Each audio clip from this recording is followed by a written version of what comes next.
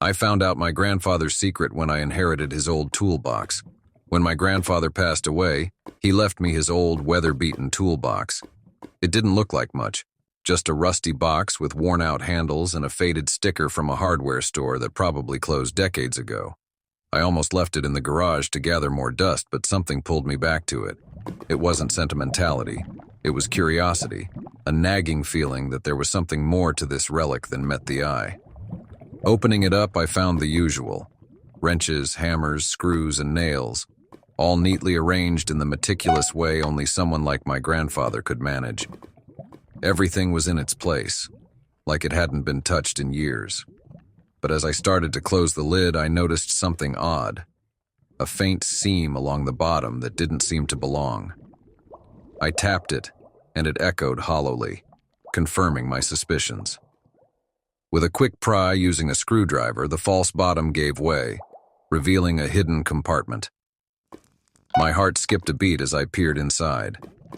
What I found wasn't just another set of tools, but a small, leather-bound journal, a set of keys, and an old map, yellowed with age and covered in cryptic notations. The journal was filled with my grandfather's precise, cursive handwriting. It wasn't a diary or notes on woodworking. It was something else entirely.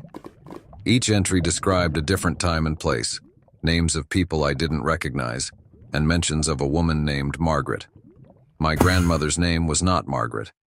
The final entries in the journal were frantic, the writing more hurried. The last sentence was a cryptic warning. She's watching. If you find this, don't trust her. Shaken, I turned to the map. It was a hand-drawn layout of our small town, but this was no ordinary map. It had landmarks that no longer existed, streets that had been renamed, and a red X marking a spot deep in the woods behind my grandfather's house. A place he had always told me never to go. The next day, armed with the map, the keys, and a growing sense of dread, I ventured into the woods. The deeper I went, the more uneasy I felt. The birds stopped singing, and the air grew thick and still, like the woods themselves were holding their breath. It took me hours, but I finally found the spot marked on the map. There, half buried under years of leaves and dirt, was an old metal chest. My hands trembled as I used the keys from the toolbox to unlock it. The lid creaked open, revealing its contents. Dozens of letters, all sealed with wax, addressed to Margaret. My hands shook as I opened the first one. The handwriting was unmistakably my grandfather's, but the tone was passionate, almost desperate, filled with longing and regret. But as I sifted through the letters, I found something even more disturbing. A photograph of a woman with dark, piercing eyes, the kind that seem to follow you wherever you go. Tucked in the back of the chest, I found an old newspaper clipping dated over 50 years ago. The headline read, "Local woman found dead in mysterious circumstances." The woman in the photograph was Margaret. The more I read, the more the story unfolded. Margaret had been my grandfather's lover, but their relationship was far from ordinary. The letters hinted at something darker, a relationship born out of obsession rather than love. The final letter, dated just a week before my grandfather died, was chilling. In it, he wrote about how he could no longer live with the guilt, how Margaret's death had not been an accident, and how he had been haunted by her ever since.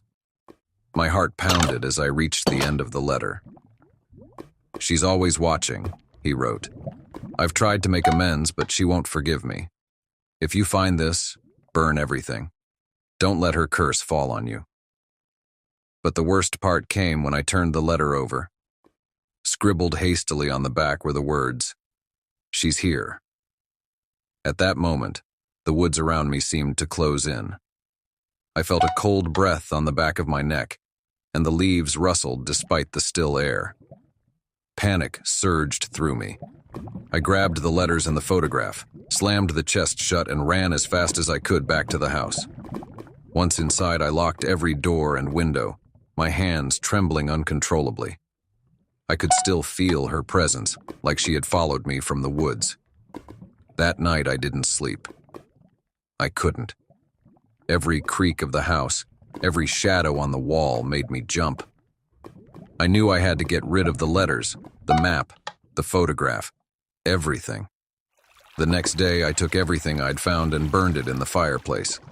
The flames consumed the paper quickly, but as the photograph of Margaret curled in the fire, I swear I saw her eyes flicker with life one last time before turning to ash.